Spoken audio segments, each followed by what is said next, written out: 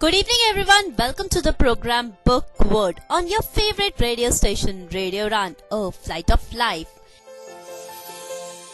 Book Word यानी किताबों की हसीन दुनिया, वो दुनिया जहाँ पर हमें सब कुछ मिलता है, हर वो फीलिंग, हर वो इमोशन जो हम सोच सकते हैं या फिर सोच नहीं भी सकते। इसके अलावा यहाँ पर हमें हर तरह की इंफॉर्मेशन मिलती है, नॉलेज मिलती है, खुशियों के पल मिलते हैं और दूसरों के दुखों में आंसू भी मिल जाते हैं। जी हाँ, ये एक बहुत ही अलग, बहुत ही हसीन और अपने आप में संपूर्ण दुनिया है।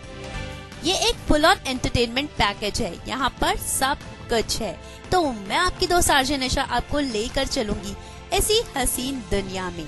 और आज यहाँ पर मैं आपके लिए लेकर आई हूँ नॉवेल उसका क्या कसूर। उसका क्या कसूर एक सच्ची घटनाओं पर आधारित नॉवेल है। ये एक रियल स्टोरी है। ये आप पिछले 2-3 हफ्तों से मेरे साथ सुन रहे हैं और आज का दिन खास इसलिए है क्योंकि आज ये नॉवेल खत्म होने वाली है। आज इसका दी एंड होने वाला है और उसके साथ साथ मैं आपको आज एक बात और भी बताने वाली हूँ कि ये रियल स्टोरी आखिर किसकी रियल स्टोरी है। जी हाँ, उसके लिए आपको थोड़ा इंतजार करना होगा और बने रहना होगा मेरे यानी आरजे निशा के साथ और सुनते रहना होगा radio run, a flight of life. और एक बात और, मुझे आप लोगों के बहुत सारे प्यारे प्यारे फीडबैक्स मिल रहे हैं इस शो को लेकर कि आपको ये शो सुनने में बहुत मजा आ रहा है। आप मुझे अप्रिशिएट कर रहे हैं, मुझे अपना वैल्यूएबल टाइम दे रहे हैं और साथ साथ बता भी रहे हैं that you are liking it. इसके साथ साथ अगर आपको इस शो में कोई कमी लगती है तो मुझे वो भी बताइए। I would appreciate that also. तभी तो मैं इस शो को और बेहतर बना पाऊंगी और आपको इसे सुनने में और भी मजा आ पाएगा। क्यों, ठीक कह रही हूँ ना? और इसी तरह आप मुझे अपना प्यार देते रहिए और मैं आपके लिए और भी प्यारी प्यारी नॉवेल्स लाती रहूंगी। एक छोटा सा ब्रेक और उसके बाद मैं लेकर आऊंगी पिछले हफ्ते का रीकैप। Stay tuned.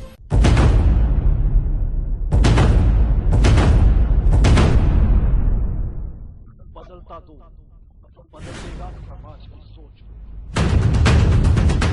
बदलता दो, जहां हम पहुंचाएंगे आपकी आवाज सरकार तक।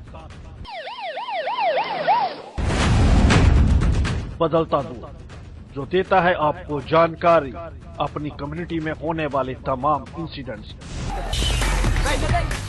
सुनते रहिए बदलता दो डिस्कशन रेडियो उड़ान पर हर रविवार रात को 9 से 10 और सोमवार 4 से 5 सिर्फ और सिर्फ रेडियो उड़ान पर।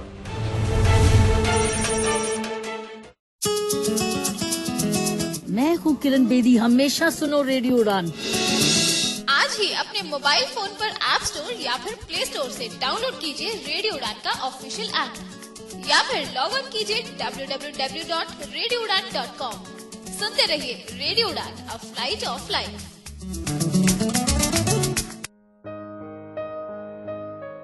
Welcome back to the program book word. आप है मेरे यानी आरजे निशा के साथ और यहाँ पर चल रही है नॉवेल उसका क्या कसूर।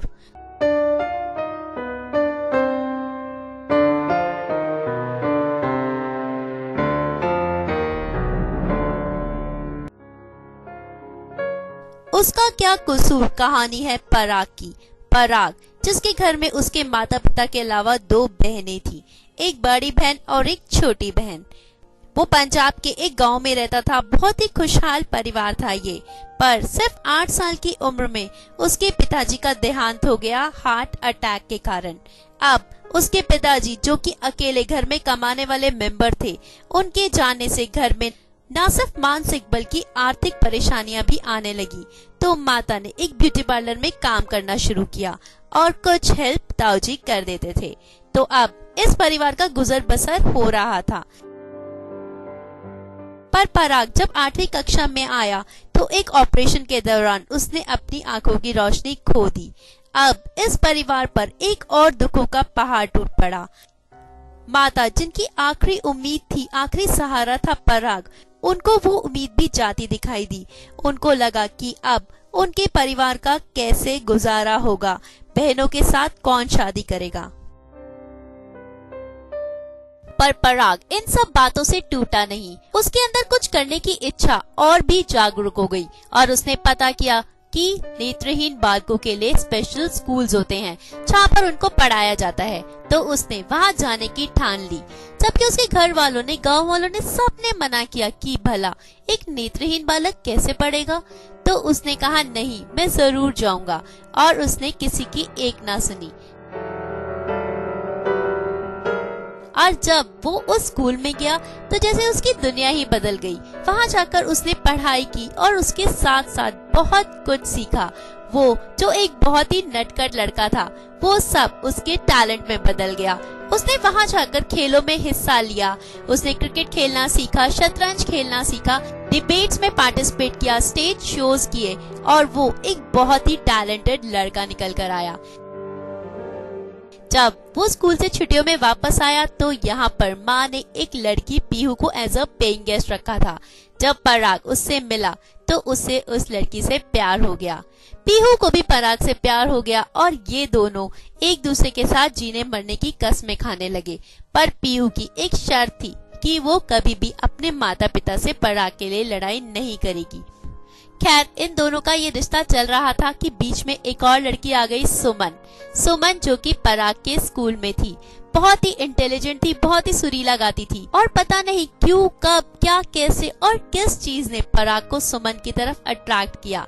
ये लड़की पराग को पागलों की तरह चाहती थी, बट पराग, जो कि पीहू को चाहता था, वो इसका प्यार एक्सेप्ट नहीं कर सकता था। जब पराग ने सुमन को मना किया तो सुमन बहुत रोई, बहुत दुखी हुई, पर उसने पराग को एक श्राप भी दिया। उसने कहा कि जैसे सुमन उसके प्यार में रोई है, तड़पी है, ऐसे ही एक दिन पराग भी किसी के प्यार में तड़पेगा। मैं तो इन सब चीजों को नहीं मानती और पराग भी नहीं मानता था, तो ये सब भूलकर वो आगे अपनी जिंदगी में चल गया और पीहू के साथ अपने रिश्ते को आगे बढ़ाने लगा। सब कुछ ठीक ठाक चल रहा था और इसके साथ साथ पराग को अब नौकरी भी मिलने वाली है। इससे न सिर्फ पीहू बल्कि पराग की माता, उसके घर वाले सब बहुत ही खुश हैं। तो चलिए अब सुनते हैं आगे की कहानी। बने रहिए रेडियो उड़ान के साथ। इस छोटे से ब्रेक के बाद मैं आज की कहानी को शुरू करूंगी। Stay tuned. ओम मंगलम भगवान विष्णु मंगलम गरुध्वजा।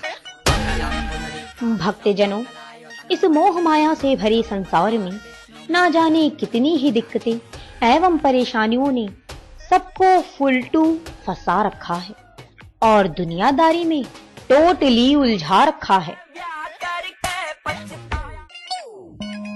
परंतु चिंता का कोई विषय नहीं है प्रिय भक्तों, क्योंकि इन दिक्कतों से कुछ ना होता। देवी डिंपल लेकर आ रही हैं इन सारी समस्याओं का समाधान। तो अब से every Friday 8 to 9 PM social कीड़े सर चढ़ के बोलेंगे in all is well with RJ Dimple on your favourite radio Udaan, a flight of life.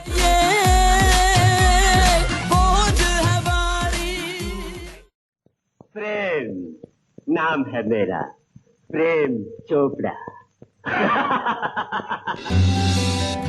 Prem Chopra नाम है जी मेरा। आप सुन रहे हैं radio Udaan, the flight of life. आज ही अपने मोबाइल फोन पर प्ले स्टोर या फिर ऐप स्टोर से डाउनलोड करें रेडियो उड़ान का ऑफिशियल ऐप और सब्सक्राइब करें रेडियो उड़ान का यूट्यूब चैनल। ज्यादा जानकारी के लिए लॉग ऑन करें www.radioudan.com। Happy listening. Welcome back to the program book word. आप हैं मेरे यानी आरजे निशा के साथ और यहाँ पर मैं सुना रही हूँ कहानी उसका क्या कसूर। तो चलिए ज्यादा समय ना खराब करते हुए आज की कहानी को शुरू करते हैं। पिछले हफ्ते मैंने बताया था कि पराग, जो कि पंजाब में निकल रही नौकरियां भर रहा था, उसको ये नौकरी बहुत ही डिस्परेटली चाहिए थी क्योंकि उसके परिवार की आर्थिक स्थिति अच्छी नहीं थी और उसके लिए उसे ये नौकरी जरूर चाहिए थी ताकि वो अपनी माँ की घर में कुछ मदद कर सके और बहन की पढ़ाई आगे कंटिन्यू करवा सके। तो पराग ने पंजाब में ये नौकरियां भर दी। यहाँ पर उसके परिवार के साथ साथ पीहू भी उसके लिए बहुत प्रार्थना कर रही थी। वो जो कि शिव जी का भक्त था, वो तो शिव से प्रार्थना कर ही रहा था, साथ साथ पीहू भी अपने दिलो जान से पराग के लिए प्रार्थना कर रही थी, क्योंकि वो जानती थी कि पराग के लिए नौकरी बहुत ही इम्पोर्टेंट है। तो अब पराग को 3-4 जगह से कॉल आ गया और इंटरव्यू के लिए बुलाया गया। पराग पहला इंटरव्यू देने गया, पर उसका वहां पर सिलेक्शन नहीं हुआ। इस बात से वो दुखी हुआ। पीहू रोज फोन कर उससे पूछती और उसे तसल्ली देती कि कोई बात नहीं, ये इंटरव्यू नहीं हुआ तो अभी और भी बाकी है, चिंता मत करो, मुझे पूरा विश्वास है कि तुम्हें ये नौकरी मिल ही जाएगी। और पराग के अलावा जो बहुत ज्यादा चिंता करते थे वो थे पराग के मामा जी, जिनको वो अपने पिताजी के बाद सबसे ज्यादा मानता था, सबसे ज्यादा प्यार करता था, और वो भी उसके लिए बहुत चिंतित रहते थे। रोज फोन कर पूछते, पराग क्या हुआ, कैसा हुआ इंटरव्यू, क्या पूछा और तुमने क्या कहा। पराग कभी भी उनके साथ कोई बहस मत करना, ठीक है, जैसा वो कहें वैसा मान लेना और अच्छा इंटरव्यू देकर आना, और जल्दी से तुम्हें ये नौकरी मिल जाएगी, मेरा आशीर्वाद हमेशा तुम्हारे साथ है। और इस बात से पराग को बहुत तसल्ली मिलती थी कि कोई है जो उसके लिए चिंता करता है। तो अब 1 इंटरव्यू, 2 इंटरव्यू, 3 इंटरव्यू और 4 इंटरव्यू, पर पराग का सिलेक्शन कहीं भी नहीं हुआ। इस बात से पराग काफी परेशान होने लगा और साथ साथ उसका परिवार भी। पर पीहू वो तो लगातार सांत्वना दे रही थी, क्योंकि उसे पूरा विश्वास था कि पराग को नौकरी जरूर मिलेगी। तो अब अगले दिन पराग का एक और इंटरव्यू था। अब पराग ये इंटरव्यू देने गया। वहां पर मैम ने पूछा, so what were your marks? Ma'am 82%। No, but here it is written 74. No, ma'am, but I scored 82. Okay, go. और जब वो अंदर गया तो वहां पर एक पैनल बैठा था। वहां पर एक लेडी थी जिनकी आंखों में पराग को देखकर प्यार की भावना आई। उन्होंने कहा, बेटे तुम्हारा ये कार्ड देखकर मुझे बहुत फक्र होता है तुम पर। But ma'am, I'm really disappointed. Why? What happened? You are saying my marks 74%, but I scored 82. 82? But यहाँ तो 74 ही लिखे हैं। But ma'am, I scored 82. Oh, okay, no issues. This job will be yours. Don't worry. तो ये कहकर पराग बाहर आ गया। अब पराग को लगा कि शायद उसे बहस नहीं करनी चाहिए थी, बट जो होगा देखा जाएगा। तभी पराग को वापस अंदर बुलाया गया। तो पराग को डर लगा कि कहीं ये लोग मना करने के लिए तो नहीं बुला रहे, या मैंने जो बहस की उसकी वजह से। तो वहां पर डायरेक्टर साहब ने पराग को बुलाया और उन्होंने कहा, तुम कैसे कह रहे हो कि तुम्हारे 82% है, यहाँ तो 74 लिखे हैं। But sir, music and physical are optional, आप उनके मार्क्स हटाइए तो 82 ही बनेंगे। अच्छा, बट यहाँ तो म्यूजिक के आगे लिखा है ऑप्शनल, बट फिजिकल के आगे तो ऐसा कुछ नहीं लिखा। बट सर, ओके, अगर आप फिजिकल हटा दें तो भी 78 होता है, आप 74 तो फिर भी नहीं बोल सकते। ये सुनकर डायरेक्टर साहब थोड़े इम्प्रेस हो गए। उनको लगा लड़के में कुछ तो दम है। तो उन्होंने पंजाब बोर्ड में कॉल किया और वहां से उनको पता चला कि म्यूजिक भी ऑप्शनल ही है, और पराग के 82% काउंट कर लिए गए। और डायरेक्टर साहब ने कहा, ठीक है, घर जाओ, तुम्हारा रिजल्ट तुम्हें मिल जाएगा। और उसके बाद पराग घर वापस आ गया। जब घर आकर घर वालों को बताया तो सबने खूब डांटा उसे। तू कभी अपनी हरकतों से बाज आएगा या नहीं? जरूरी था क्या तुझे डायरेक्टर साहब से इतनी बहस करना? जो लिखा था उसको चुपचाप मानकर आ नहीं सकता था? बट क्यों, मेरे जब कम नंबर लगाए हैं तो मैं ऐसे ही मान लूं? क्या हो गया? ऐसे बहस करने से क्या होगा? ये नौकरी भी हाथ से जाती रहेगी। ठीक है, जो होगा देखा जाएगा, बट सच तो सच ही है। और इसमें कोई दो राय नहीं, हमें हमेशा सच के साथ ही जाना चाहिए। वही किया पराग ने, जो होगा वो देखा जाएगा। इधर पीहू का फोन आया, उसने पीहू को भी ये बात बताई। तो पीहू ने कहा, कोई बात नहीं, तुमने जो किया ठीक किया, ये नौकरी नहीं मिली तो और भी ऑप्शंस होंगे, और कोई नौकरी मिल जाएगी, इसमें इतनी चिंता की क्या बात है। घर वालों के सबके सामने तो अपने आप को जस्टिफाई कर रहा था, पर अंदर ही अंदर पराग को भी ये चिंता सता रही थी कि उसने कहीं ये गलत तो नहीं किया। कुछ समय पहले ही मुकेश अंबानी जी ने उसे ऑनर किया था 10th में पूरे पंजाब में टॉप करने पर, तो अब एक 6,000 रुपए का चेक आना बाकी था। इधर ये चेक का इंतजार था और दूसरा इंटरव्यू के रिजल्ट का। लोगों ने बताया कि इंटरव्यू के रिजल्ट आ गए हैं, लोगों के पास कॉल लेटर्स आना शुरू हो गए हैं, पर पराग उसके पास अभी तक कोई कॉल लेटर नहीं आया था, तो उसे बहुत चिंता सता रही थी। एक दिन उसकी बहन, जीजाजी और उनका बेटा उसके घर पर आए, तो वो अपने जीजाजी और छोटी बहन के साथ गया कैफे में, क्योंकि छोटी बहन को आगे क्या कोर्स कराना है उसके बारे में सर्च करना था। तो ये लोग वहाँ पर कोर्सेज सर्च ही कर रहे थे कि घर से फोन आया, जल्दी घर आओ, बहुत खुशी की खबर है। पराग ने सोचा कि जरूर ये 6,000 रुपए का चेक आ गया होगा, तो ये तीनों वहाँ से घर पहुँचे। और ये जो गांव होता है वहाँ एक छोटी से छोटी बात भी लाइट की स्पीड से पूरे गांव में फैल जाती है, तो ये बात भी पूरे गांव में फैल चुकी थी। और पराग के घर के बाहर काफी लोग इकट्ठा थे, एक बहुत ही खुशी का माहौल था। तो पराग ने जाते ही कहा, आ गया क्या मेरा चेक? हाँ, तेरा चेक आ गया, और उसके साथ साथ नौकरी के लिए कॉल लेटर भी आ गया। क्या कॉल लेटर? ये सुन के तो पराग बहुत ही खुश हो गया, क्योंकि उसे इस कॉल लेटर की उम्मीद नहीं थी। गांव में सभी लोग बहुत खुश थे, उसकी दीदी और जीजाजी भी बहुत खुश हुए, तो उसने फटाफट सबसे पहले पीहू को कॉल लगाया। और ये सुनकर पीहू की तो खुशी का ठिकाना ही न था। पीहू ने अपनी माँ को बताया और वो भी बहुत खुश हुई, और सबसे ज्यादा खुश थे मामा जी जो पराग को बहुत प्यार करते थे। मामा जी भी बहुत खुश हुए, उन्होंने पराग को आशीर्वाद दिया, और पराग सबसे पहले गया मंदिर और वहाँ जाकर भगवान का आशीर्वाद लिया, उन्हें धन्यवाद दिया, क्योंकि पराग और उसके परिवार को इस नौकरी की जरूरत तो थी ही, साथ साथ एक सरकारी नौकरी की अलग ही खुशी होती है, क्योंकि उसमें आपको लाइफ की सिक्योरिटी मिलती है। तो पराग, उसका परिवार, पीहू, मामा जी, बहन, जीजाजी, सब लोग बहुत ही खुश थे। पराग की जिंदगी में अब खुशियाँ ही खुशियाँ आ गई थी। तो सब लोगों का प्यार और आशीर्वाद पराग को नौकरी के रूप में मिल गया, जिसे पाकर पराग की खुशी का ठिकाना न था। और यहाँ पर अगर नाचना गाना ना हो तो सब कुछ फीका हो जाएगा। तो चलिए हम एंजॉय करते हैं यहाँ पर ये गाना पराग की तरफ से। Welcome back to the program book word. आप हैं मेरे यानी आर्जन निशा के साथ, और यहाँ पर मैं आपको सुना रही हूँ कहानी उसका क्या कसूर।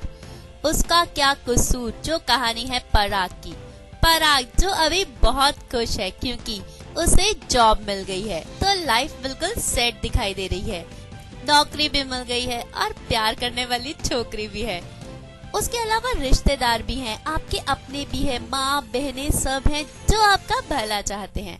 तो और क्या चाहिए जिंदगी में? बस टेंशन यही है यार, कहीं इन खुशियों को किसी की नजर न लग जाए, क्योंकि पराग जिसकी जिंदगी इतने उतार चढ़ाव से बड़ी है तो डर ही लगता है। क्या, चलिए देखते हैं आगे क्या होने वाला है।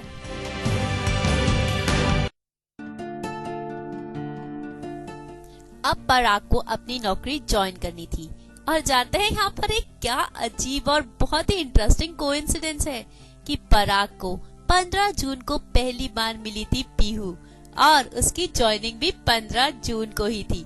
तो उसे ये एक बहुत ही पॉजिटिव साइन लगा। इसके लिए उसे रहना था चंडीगढ़ में, वहाँ पर उसकी एक मासी की बेटी रहती थी, तो पराग को उनके घर पर रहना था। वो लोग बहुत अच्छे थे, पराग के साथ बहुत कोऑपरेट करते थे और उसको बिल्कुल घर जैसा महसूस करते थे। और जीजा जी वो रोज उसको ऑफिस छोड़कर आना और लेकर आना भी करते थे। तो यहाँ पर पराग को सब कुछ बहुत ही अच्छा लग रहा था। अब एक दिन मामा जी का फोन आया।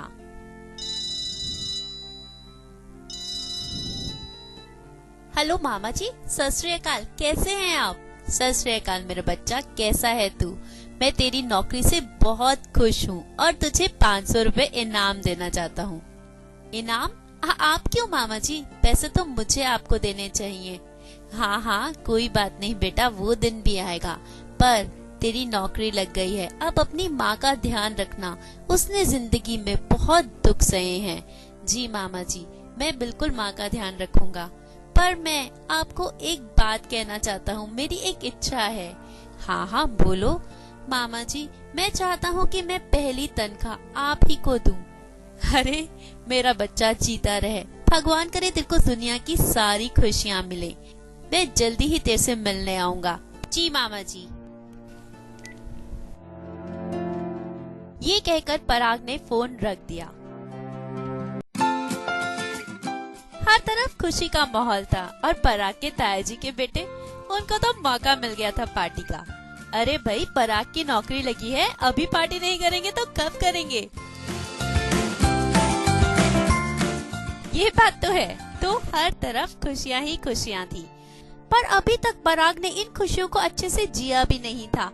वो ठीक से चलना भी नहीं सीख पाया था कि अचानक एक और फोन आया।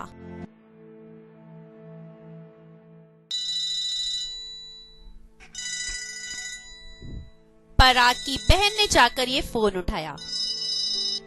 हेलो, क्या? ये क्या कह रहे हैं आप? पराग ने पूछा। दीदी क्या हुआ, किसका फोन है? उसके हाथ से तो जैसे फोन उसी समय छूट गया। क्या हुआ दीदी, बोलिए ना, आप कुछ बोल क्यों नहीं रही? पराग, मामा जी का एक्सीडेंट हो गया है। क्या? मामा जी का एक्सीडेंट? वो ठीक तो है ना दीदी? बताइए ना दीदी, क्या हुआ है उनको? ज्यादा चोट तो नहीं आई? पता नहीं पराग, पर माँ बहुत परेशान लग रही थी, शायद ज्यादा चोट आई होगी। नहीं नहीं दीदी, ऐसा कुछ नहीं हो सकता। मामा जी को कुछ नहीं हो सकता, आप ऐसे मत बोलिए, वो बिल्कुल ठीक हो जाएंगे, आप परेशान मत होइए। और ये कहकर जैसे पराग की आंखों से आंसू बहने लगे, उसे चिंता होने लगी कि मामा जी को कहीं कुछ हो ना जाए। तो वो बैठ गया और भगवान से प्रार्थना करने लगा। हे प्रभु, मामा जी को कुछ ना हो, उनका सहारा अभी मुझे बहुत जरूरी है। उनके बिना मैं इस जिंदगी में अभी नहीं चल पाऊंगा। अभी तो मैंने ठीक से जीना सीखा भी नहीं है। अभी तो मैंने उनको अपनी पहली तनख्वाह भी नहीं दी। वो इतनी जल्दी मुझे छोड़कर? नहीं नहीं, ये मैं क्या सोच रहा हूँ। उनको कुछ नहीं होगा, वो बिल्कुल ठीक हो जाएंगे। बोले ना प्रभु, वो ठीक हो जाएंगे ना। हे प्रभु, कुछ भी हो, जल्दी से मेरे मामा जी को ठीक कर दो। और वो भगवान से प्रार्थना करने लगा। पूरी रात भगवान से प्रार्थना करता रहा। पर कहते हैं ना कि अगर हम ये जिंदगी जी रहे हैं तो इसका मतलब इस धरती पर किसी को हमारी भगवान से भी ज्यादा जरूरत है। पर मामा जी की शायद भगवान को ज्यादा जरूरत थी। और सुबह 4 बजे एक और फोन आया और ये पता चला कि मामा जी का देहांत हो गया। ये सुनकर तो जैसे पराग के पैरों की तली की जमीन ही निकल गई। नहीं, ये नहीं हो सकता। मामा जी मुझे अकेला छोड़कर नहीं जा सकते। अब कौन होगा मेरा सहारा? कौन? किससे मैं हर कदम पूछ कर रखूंगा? उनकी सलाह के बिना तो आज तक मैंने कुछ भी नहीं किया। मैं कैसे जी पाऊंगा ये जिंदगी? हे प्रभु, तुम मेरी जिंदगी ले लेता, पर मामा जी नहीं, मैं उनके बिना नहीं जी सकता। क्यों आखिर मेरे साथ ही ये सब कुछ होता है? एक दुख से मैं निकलने की कोशिश करता हूँ तो एक और दुख, उससे भी बड़ा दुख। पिताजी के बाद मैंने मामा जी को ही सब कुछ माना, अपने पिता का दर्जा दिया, सब कुछ उनसे ही पूछ कर किया। अब कौन मुझे सहारा देगा? अब मैं कैसे जी पाऊंगा? नहीं जीने मुझे ये जिंदगी, नहीं चाहिए मुझे। हे प्रभु, तू मेरी जिंदगी ले ले, पर मेरे मामा जी को लौटा दे। क्यों हो रहा है ये सब कुछ?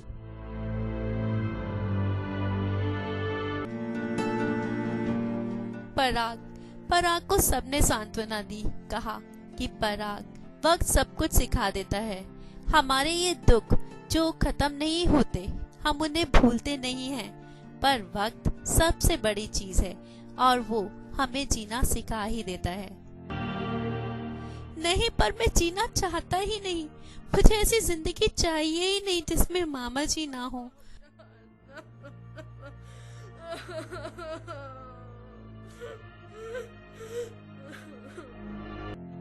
पर वक्त के आगे कब किसकी चली है, उस ऊपर वाले की मर्जी के आगे कोई कुछ नहीं कर सकता। और आखिरकार मामा जी के अंतिम दर्शनों के लिए सब लोग गए।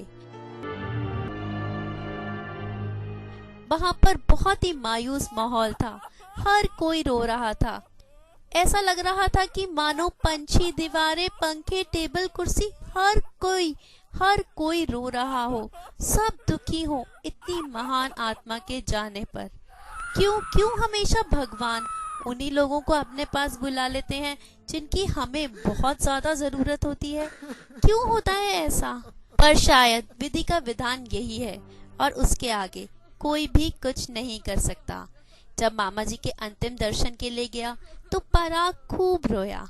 बहुत सारे लोगों ने तो कहा कि इसको यहाँ पर नहीं लाना चाहिए था, पर अगर वो मामा जी के अंतिम दर्शन ना करता तो शायद उसका दिल इस बात को कभी भी मानता ही नहीं और वो इसे एक्सेप्ट कर जिंदगी में आगे बढ़ना सीखता ही नहीं।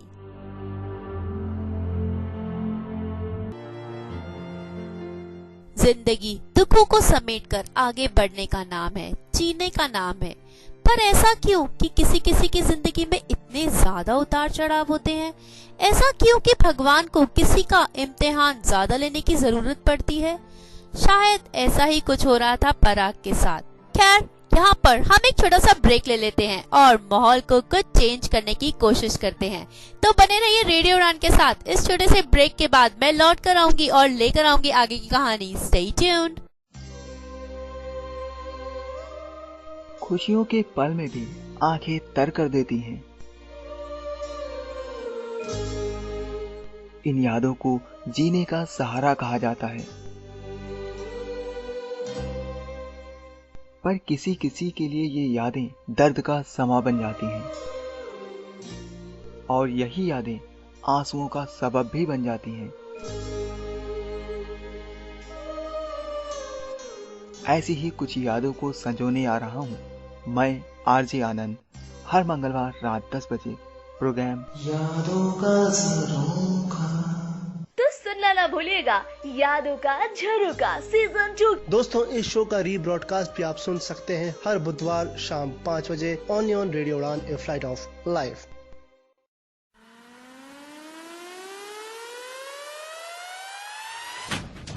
आप सुन रहे हैं radio Udaan the flight of life, world's number 1 internet radio station of its own kind. सुनते रहिए और एंजॉय कीजिए रेडियो उड़ान।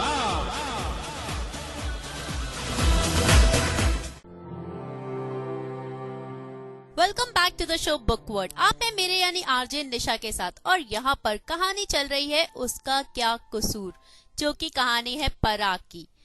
पराग जिसकी जिंदगी उतार चढ़ाव से भरी है। एक खुशी वो एक्सेप्ट कर भी नहीं पाता, उसमें जी भी नहीं पाता कि भगवान उसे कोई और दुख दे देते हैं। शायद वो हर कदम पर पराग का इम्तिहान ले रहे हैं या फिर उन्हें विश्वास है कि पराग हर दुख का सामना करके आगे बढ़ने की हिम्मत रखता है। और होता भी यही है। आपके पास जितने भी दुख आए पर जिंदगी कभी रुकती नहीं, वो तो आगे चलती ही रहती है। ऐसे ही पराग की जिंदगी भी आगे चल रही है।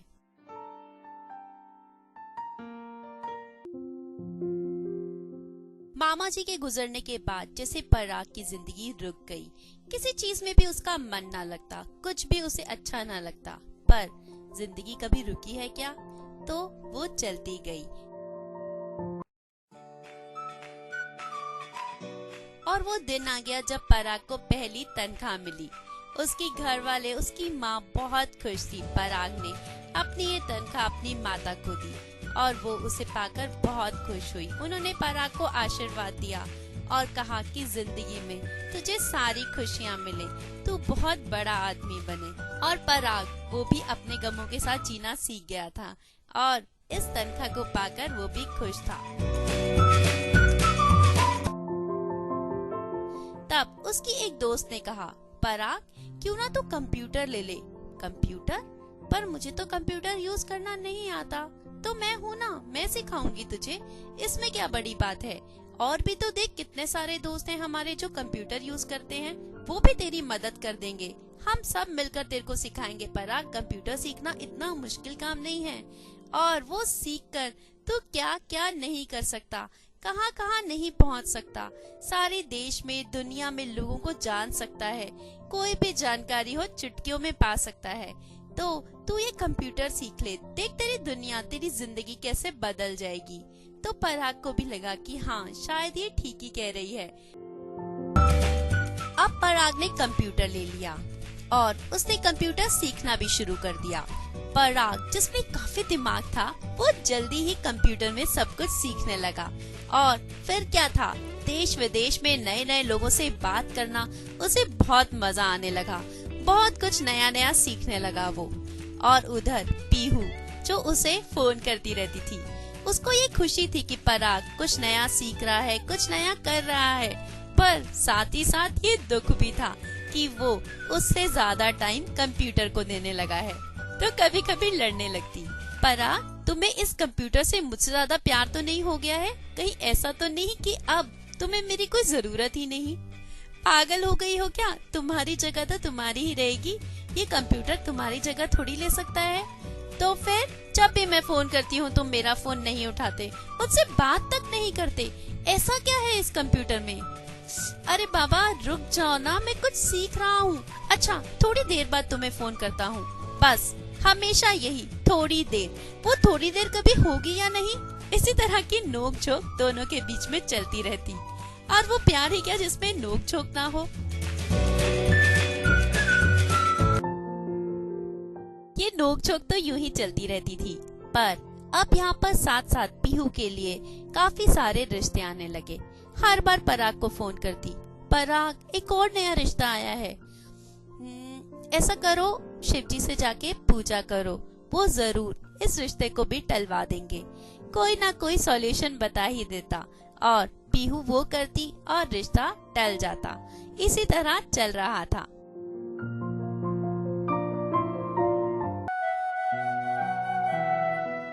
अब पराग की ट्रांसफर उसके गांव के पास ही हो गई थी। नए कुलीग्स बन गए थे, नए दोस्त बन गए थे, नए लोग मिल गए थे। स्काइप होस्ट करना सीख लिया था और अब कॉन्फ्रेंस कॉल्स का चस्का पड़ गया था।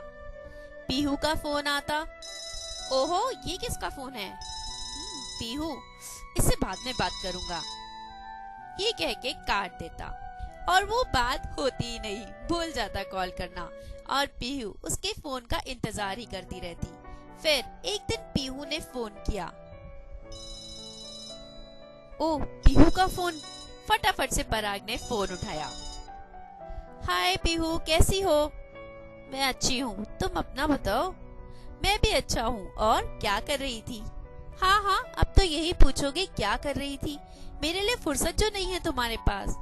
ओफो हमेशा यही शिकायत करती रहती हो। क्या करूँ यार, नई चीजें सीख रहा हूँ, टाइम तो लगता ही है। देख लेना एक दिन मैं चली जाऊंगी तुम्हें छोड़कर, फिर ये स्काइप और ये कंप्यूटर इसी के साथ प्यार करना। अच्छा जो हमें चाहते हैं हमारे साथ आ जाते हैं, वो कहीं नहीं जा सकते। पराग ऐसी चीज है जिसे छोड़कर जाना मुश्किल ही नहीं इम्पॉसिबल है।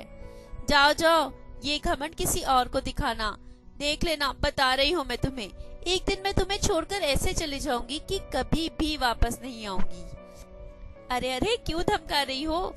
अच्छा बाबा छोड़ दिया कंप्यूटर, मैं तो सिर्फ और सिर्फ तुम्हारा हूँ, तुम्हारे सामने कुछ भी इम्पोर्टेंट नहीं। मेरे लिए तो सब कुछ पीहू ही है। हाँ बना लो फालतू की बातें। अरे ये बातें नहीं है, मेरी जिंदगी हो तुम, तुम्हारे बिना कुछ भी नहीं है मेरा। तुम क्या ये कंप्यूटर से अपने आप को कंपेयर करती हो? चलो छोड़ देता हूँ कंप्यूटर। नहीं मेरा ये मतलब नहीं था। जो भी मतलब था तुम्हारा ये पराग तुम्हारा गुलाम है, तुम जो कहोगी मैं वही करूँगा। मैंने ऐसा कब कहा कि कंप्यूटर छोड़ दो? मैं तो सिर्फ इतना कह रही हूँ कि मेरे लिए भी टाइम निकालो। हाँ, सारा टाइम तुम्हारा ही तो है। चलो आओ, छोड़ो ये सब लड़ाई की बातें और प्यार भरी बातें करते हैं। चलो आज पूरी रात फोन पर बात करेंगे। ये सुनकर पीहू खुश हो गई और सारे गिले शिकवे भूलकर दोनों प्यार भरी बातें करने लगे। पिछले दिनों को याद करने लगे, कैसे दोनों का प्यार शुरू हुआ, कैसे दोनों छुप छुप कर एक दूसरे से बातें करते थे।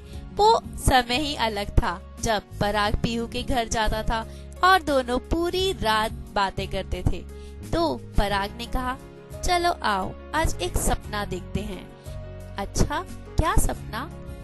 आंखें बंद करो और सोचो कि हम दोनों की शादी हो गई है। हम दोनों घर में अकेले हैं, कोई नहीं है। छत पर चलोगी मेरे साथ? हाँ चलो। हम दोनों छत पर आ गए हैं और देखो बारिश भी आ रही है। अब हम दोनों एक दूसरे की बाहों में, एक दूसरे के करीब, जैसे सारी दुनिया की खुशियाँ हमें मिल गई हैं। अब और कुछ भी नहीं चाहिए। ओ पराग, मैं तुम्हारे बिना नहीं रह सकती। अरे पगली, तुम्हें मेरे बिना रहना ही क्यों है? हम दोनों हमेशा साथ रहेंगे। हाँ, मैं हमेशा और हमेशा तुम्हारे ही साथ रहूंगी, तुम्हारी ही बनकर रहूंगी। अब लड़ोगी तो नहीं मुझसे? नहीं, मैं कभी तुमसे नहीं लड़ूंगी, सिर्फ और सिर्फ तुम्हें प्यार करूंगी।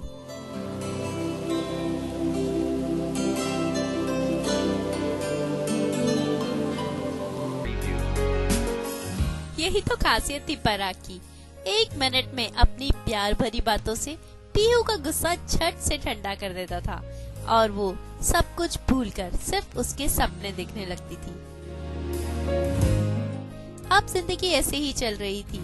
ऑफिस से घर आके कंप्यूटर पे लोगों से बातें करना और रोज नई नई चीजें सीखना, और फिर रात को रोज पीहू के साथ देर तक बातें करना। एक बार फिर जिंदगी में ऐसे लग रहा था कि सब कुछ सेट है, सब कुछ अच्छा चल रहा है।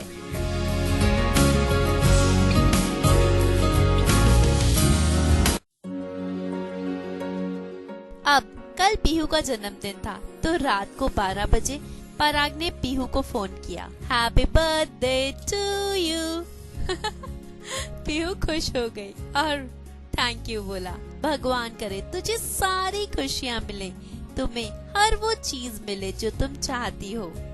मैं तो सिर्फ और सिर्फ तुम्हें चाहती हूँ, बस तुम मिल जाओ तो मुझे और कुछ नहीं चाहिए। अच्छा, ऐसी बात है? जी बिल्कुल ऐसी ही बात है। फिर दोनों प्यार भरी बातें करने लगे। तो पीहू बोली, चलो अच्छा आओ आज एक गेम खेलते हैं। क्या गेम? आई लव यू बोलना है। मैं तुम्हें बुलवाने की कोशिश करूंगी और तुम मुझे। जो पहले बुलवा लेगा वो जीत गया। चलो इसमें क्या बात है, खेलते हैं ये गेम। फिर दोनों बातें करने लगे। तो पराग ने कहा, चलो अंताक्षरी खेलते हैं। अंताक्षरी? हाँ चलो खेलते हैं। फिर दोनों अंताक्षरी खेलने लगे। पीहू अच्छा गाती थी। बुरा तो पराग भी नहीं गाता था, पर पीहू ज्यादा अच्छा गाती थी। तो दोनों अंताक्षरी खेलने लगे। अब पीहू को ए से गाना था, तो पीहू शुरू हो गई।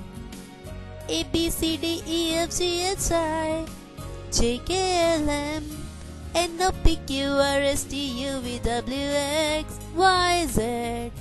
हमने कहा तुम भी कहो I love you। ये बोल दिया तुमने बोल दिया। देखा, मैं जीत गया। नहीं, ये चीटिंग है, तुमने मेरे साथ चीटिंग की है। हम तो अंताक्षरी खेल रहे थे। तो क्या हुआ, बात तो आई लव यू बोलने की थी। हार गई, मान लो। नहीं, मैं नहीं मानूंगी, तुमने चीटिंग की है। अच्छा बाबा, आज तुम्हारा बर्थडे है, तुम कहोगी तो मैं मान लेता हूँ। मैं हार गया, खुश? जाओ, मैं नहीं बात करती। अरे अब तो मैंने हार मान ली, अब क्यों गुस्सा हो? इसी तरह दोनों मस्तियाँ करते रहते, प्यार भरी बातें करते रहते। फिर पराग ने कहा, अच्छा अब छोड़ो, ये बताओ कि मेरे को पार्टी कब दोगी? जब मर्जी आ जाओ। जाओ जाओ, मैं नहीं आता। ना तो तुम मेरे साथ रेस्टोरेंट में जाती, ना तो मूवी देखने जाती, बस बस स्टैंड पर बिठा दोगी। मुझे नहीं चाहिए ऐसी पार्टी। नहीं नहीं, घर आ जाओ, इतने दिन हो गए वैसे भी मिले हुए। आ जाओ ना एक दिन घर पर बैठकर बातें करेंगे। चलो ठीक है, मैं बनाता हूँ प्रोग्राम।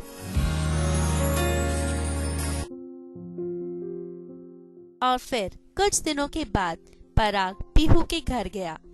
नौकरी के बाद पहली बार गया था तो बर्फी का डिब्बा ले गया। पीहू की माँ पराग को देखकर बहुत खुश हुई। उसके परिवार के सब लोग बहुत खुश हुए। सबके साथ बैठा, बातें की और फिर शाम को पीहू मंदिर जा रही थी तो पराग ने कहा मैं भी जाऊंगा साथ। तो बोली चलो। फिर वो दोनों शिवजी के मंदिर चले गए। शाम के 7 बज रहे थे। दोनों मंदिर पहुंचे तो वहां मंदिर में कोई भी नहीं था। पता नहीं पराग को क्या सूझा।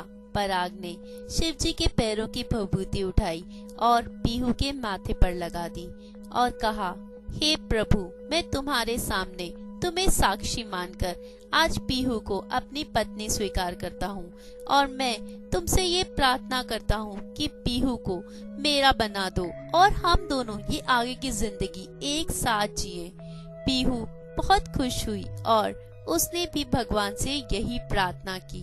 उसके बाद ये दोनों घर आ गए और अब फिर वही रात हो गई और दोनों एक साथ एक ही कमरे में आ गए।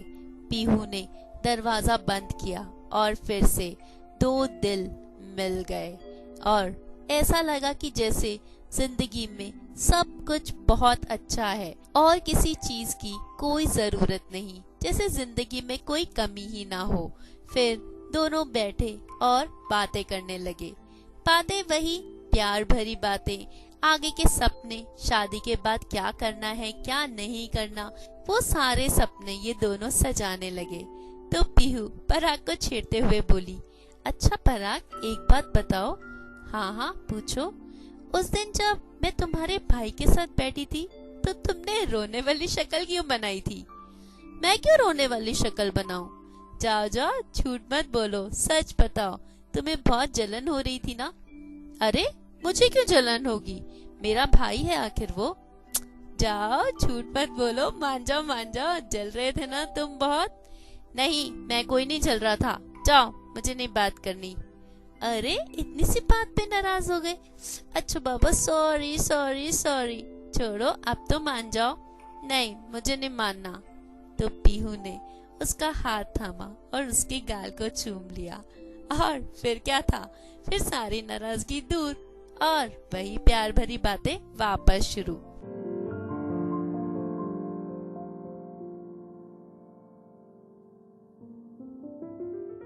अब अगला दिन आया। पराग वहीं पर था कि पीहू के लिए एक और रिश्ता आया। इस बार फिर टिप्पणे मिला दी गए और लड़का लड़की एक दूसरे से मिले और लड़के ने पीहू को बहुत पसंद भी किया और उन्होंने लगभग हाँ ही कह दिया था कि पीहू और पराग बहुत डर गए। पर शाम को ही लड़के वालों का फोन आया कि लड़की की हाइट थोड़ी छोटी लग रही है, तो हमें लगता है कि हम ये रिश्ता नहीं कर पाएंगे। और पीहू बहुत खुश हो गई। पर ये क्या, बार बार रिश्ते आते हैं, लड़के पीहू को पसंद कर लेते हैं, पर आखिर में सब कुछ होने के बाद ना कर देते हैं। कहीं इसमें भोलेनाथ की तो कोई चाल नहीं? पराग ने कहा, मुझे पूरा विश्वास है हम दोनों की ही शादी होगी, तभी ये सारी चीजें हो रही हैं, वरना ऐसा थोड़ी होता है कि पहले हाँ कर दें और बाद में मना कर दें। वो भी तुम्हें कभी हाइट, कभी कुछ, कोई भी बहाना सा बना देते हैं। जरूर ये सब भोलेनाथ ही करवा रहे हैं ताकि हम दोनों मिल सके। तो दोनों बहुत खुश हो गए और दोनों को ये लगने लगा कि अब हम दोनों के बीच में कोई रुकावट नहीं आएगी। पीहू के घर से वापस लौटने के बाद जिंदगी फिर पहले जैसी हो गई। अब पराग वापस अपने कंप्यूटर में पूरी तरह से लग गया और ऑफिस जाता, वहां पर नए लोगों से मिलता, अपने कोलीग के साथ टाइम स्पेंड करता, घर आता, कंप्यूटर में कुछ कुछ सीखता, स्काइप पे लोगों से बातें करता। और पीहू कभी कभी उसे इग्नोर भी करता, क्योंकि अब उसके मन में एक विश्वास आ गया था। उसे लगने लगा था कि पीहू तो मेरी है ही, तो मैं क्यों ना जिंदगी में और कुछ सीखूं। पीहू कहाँ जाने वाली है, वो तो हमेशा मेरे साथ ही रहने वाली है। आखिर भोलेनाथ ने भी इस चीज का सिग्नल दे ही दिया है, वरना बार बार पीहू के रिश्ते क्यों टूटते। तो अब इधर से कोई टेंशन नहीं, पीहू यही है और कहीं नहीं जाने वाली। तो पीहू बार बार उसे फोन करती और वो यही कहकर टाल देता कि रुक जाओ ना, अभी थोड़ा सा बिजी हूँ, करता हूँ तुम्हें। वो कहती अब तुम्हें मेरी बिल्कुल परवाह नहीं है पराग, तुम्हारी जिंदगी में अब मेरी वो जगह ही नहीं रही। नहीं नहीं पगली, ऐसा कुछ नहीं है, मैं नई चीजें सीख रहा हूँ ना। और तुम कहाँ जाने वाली हो, तुम तो यहाँ हो ही, थोड़ा सा बिजी हूँ, फ्री होते ही तुम्हें फोन करूंगा। और पीहू मायूस हो जाती। फिर 2 दिन बाद शिवरात्रि का व्रत था। पराग जो शिवजी का भक्त था, हमेशा इस व्रत को रखता था और पीहू भी रखती थी। तो पीहू ने पराग से पूछा, व्रत रखोगे? हाँ हाँ क्यों नहीं, तुम? हाँ मैं भी रखूंगी। तो ठीक है, इस बार दोनों मिलकर शिवजी से यही प्रार्थना करेंगे कि जल्दी से जल्दी हम दोनों को एक कर दे। हाँ तुम सही कह रही हो, अब बहुत हो गया यार, बस अब तुम मेरे घर आ जाओ, अब तुमसे दूर नहीं रहा जाता। अच्छा, कंप्यूटर जो है तुम्हारे पास, मेरी क्या जरूरत, कंप्यूटर तुम्हारी जगह थोड़ी ले सकता है बुद्धू। और ये कहकर पराग फिर से कंप्यूटर में ही लग जाता। शिवरात्रि से एक दिन पहले दोपहर में पीहू ने पराग को फोन किया। हेलो, हाँ पीहू, कैसी हो भाई? पराग, यहाँ पर बहुत बड़ी प्रॉब्लम आ गई है, फिर से मेरे लिए एक रिश्ता आया है, कुछ करो ना, तुम कुछ करो और इस रिश्ते को पहले की तरह टाल दो, ये रिश्ता मना हो जाए, कुछ करो ना ऐसा। कर तो मैं देता, पर कल शिवजी की शादी है तो उन्हें परेशान करना तो ठीक नहीं, और बाकी देवी देवता वो भी शिवजी की शादी में बिजी होंगे। तो अब बताओ मैं करूँ तो क्या करूँ? तुम्हें अभी भी मजाक सोच रहा है? पराग, हर समय मजाक का नहीं होता, मुझे बहुत डर लग रहा है, मुझे बहुत घबराहट हो रही है पराग, कुछ करो ना। पर मैं करूँ तो क्या? जाओ ना यार, क्यों इतनी टेंशन कर रही हो, हर बार की तरह ये रिश्ता भी टल जाएगा। ठीक है, मुझे तुमसे बात ही नहीं करनी। और ये कहकर पीहू ने फोन काट दिया। काफी समय बीत गया, पीहू का वापस कोई फोन नहीं आया। तो पराग को चिंता होने लगी। पराग ने पीहू का फोन लगाया।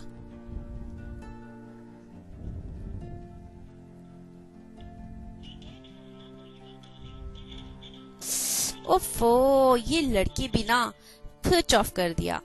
थोड़ी देर बाद फोन कर देखूंगा, जरूर गुस्से में बंद किया होगा, नहीं तो अपने आप थोड़ी देर के बाद फोन आ जाएगा।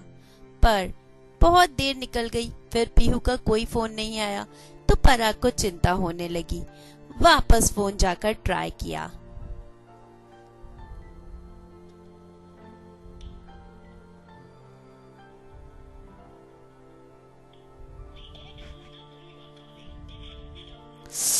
अभी तक स्विच ऑफ, लगता है ज्यादा ही गुस्सा हो गई। सब ठीक तो होगा। तभी स्काइप पर पराग ने एक बहन बनाई थी, उसका फोन आया। उसने पूछा, क्या हुआ पराग भाई, आज कुछ परेशान लग रहे हो? नहीं नहीं, ऐसा तो कुछ नहीं। अरे, अपनी बहन से भी छुपाओगे तो फिर किसको बताओगे? तो पराग पहले तो उसने सोचा, फिर अपने दुख में, अपनी भावनाओं में बहकर उसने सारी बात अपनी बहन को बता दी। तो उसने उसे सांत्वना दी। उसने कहा, चिंता मत करो, हो सकता है कि बैटरी खत्म हो गई हो या कुछ और बात हो, वो तुम्हें पक्का फोन कर लेगी। पर पीहू का कोई फोन नहीं आया। अब पराग पूरी रात टेंशन में रहा कि क्या हुआ होगा, पर मन को तसल्ली देता कि शायद घर में मेहमान होंगे, टाइम नहीं मिल रहा होगा, फोन चार्ज करना भूल गई होगी। पर उसका मन मानता ही नहीं था। तो सुबह हो गई। अब फिर से उसकी बहन का फोन आया तो उसने कहा, आया कुछ भाभी का फोन? नहीं, अभी तक कोई फोन नहीं आया। क्या करूं? क्या उसके घर पर फोन कर कर पूछूं? हाँ, एक बार ट्राई तो करो, उसके घर पर फोन कर कर पूछो तो सुबह फिर पीहू के घर पर फोन लगाया। मन में एक बहुत बड़ी चिंता थी कि पता नहीं क्या होगा। तो फोन उसकी भाभी ने उठाया। हेलो भाभी, कैसे हो? मैं बहुत अच्छी हूँ पराग, तुम्हारे लिए एक बहुत बड़ी खुशखबरी है। खुशखबरी? हाँ, पता है पीहू की सगाई हो गई। क्या? पीहू की सगाई? और पराग के हाथ से फोन गिर गया और फोन कट गया। ये क्या हुआ? पराग को अपने कानों पर विश्वास ही ना हुआ। उसने कंप्यूटर बंद किया, फोन साइड में रखा और उसकी आंखों के आगे जैसे अंधेरा आ गया। सब कुछ खत्म होता दिखाई दे रहा था और इस सब के पीछे उसे हंसती हुई आवाज आई सुमन की। अब पता चला पराग कैसा महसूस होता है जब प्यार में कोई किसी को धोखा देता है। नहीं, ये क्या हो रहा है? चुप हो जाओ, कुछ मत बोलो। हाँ, अभी कहना बहुत आसान है। किसी को प्यार में धोखा देना बहुत आसान है। याद करो पराग, याद करो कैसे तुमने मुझे धोखा दिया था। नहीं सुमन, चुप करो, ये आवाज बंद क्यों नहीं हो रही? मेरे कान फट जाएंगे। अब क्या हुआ? अब महसूस करो उस दुख को। भूल गए कैसे तड़पाया था तुमने मुझे, कैसे दुख दिया था मुझे, कैसे रोई हूँ मैं, पूरी रातों भर तड़पी हूँ। अब तुम भी वही दुख में तड़पोगे, अब तुम भी वही सब सहोगे जो तुमने मुझे दिया था। नहीं, ऐसा नहीं हो सकता, ये सच नहीं है। और उसके साथ साथ पीहू की वो आवाज, देखना एक दिन मैं तुम्हें छोड़कर ऐसे चली जाऊंगी कि कहीं भी नहीं मिलूंगी, ढूंढते रह जाओगे। नहीं, ये क्या हो गया? क्यों हुआ ये सब कुछ? नहीं, मैं नहीं सह पाऊंगा, मैं नहीं जी पाऊंगा। हे प्रभु, ये क्या हो गया? पराग तो जैसे पागल ही हो गया। पीहू पीहू चिल्लाने लगा। नहीं, 6 साल का प्यार 6 सेकंड में? ऐसा नहीं हो सकता। क्या यही प्यार है? क्यों प्यार का ये अंजाम? नहीं, प्यार का ये अंजाम कभी नहीं हो सकता। नहीं।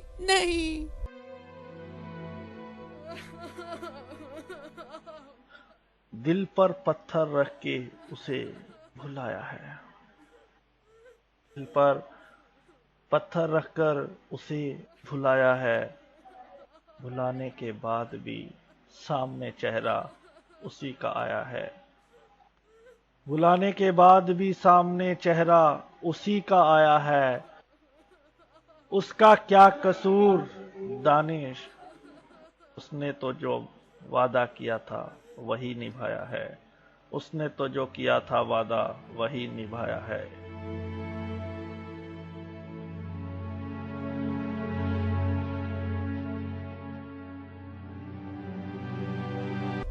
इस तरह पराग की प्रेम कहानी का यहीं पर अंत हो गया। ये सुमन की बद्दुआओं का नतीजा था या फिर पराग की बेपरवाही का, ये तो खुदा ही जाने। पर पराग जो अपने वादे, अपनी कसम के हाथों मजबूर था, वो कुछ भी ना कर सका, सिर्फ अपने गमों के अंधेरों में डूबता ही चला गया। पर दोस्तों, क्या जिंदगी कभी रुकी है? जिंदगी तो आगे बढ़ने का नाम है और पराग की जिंदगी भी आगे जरूर बढ़ी होगी। पर मैं जो जानती हूँ वो यहीं तक की कहानी है, क्योंकि भगवान की इस रचना को शब्दों का रूप दिया है हमारे जनरल सेक्रेटरी दानिश महाजन ने, और ये कहानी उन्हीं के द्वारा लिखी गई है। तो पराग की जिंदगी में आगे क्या हुआ ये हम जरूर जानेंगे, पर उसके लिए हमें करना होगा थोड़ा इंतजार। प्यार का कभी भी ये अंजाम नहीं होना चाहिए, हमेशा एक हैप्पी एंडिंग होनी चाहिए। बट क्या करें, जो हम चाहते हैं हमेशा वो नहीं होता, क्योंकि वो जो ऊपर वाला सोचता है वो हमारी सोच से बहुत परे है। तो चलिए, आपको कुछ नहीं करना, सिर्फ मुझे अपना प्यार और अपने प्यारे प्यारे फीडबैक देते रहना है और करना है मेरा यानी आरजे निशा का इंतजार, क्योंकि अब मेरे जाने का समय हो गया है और अगले हफ्ते एक और नॉवल, एक और कहानी मैं लौटकर फिर आऊंगी। Till then, you stay fit, stay healthy, keep loving, keep laughing and keep listening to Radio Udan, a flight of life. Bye bye.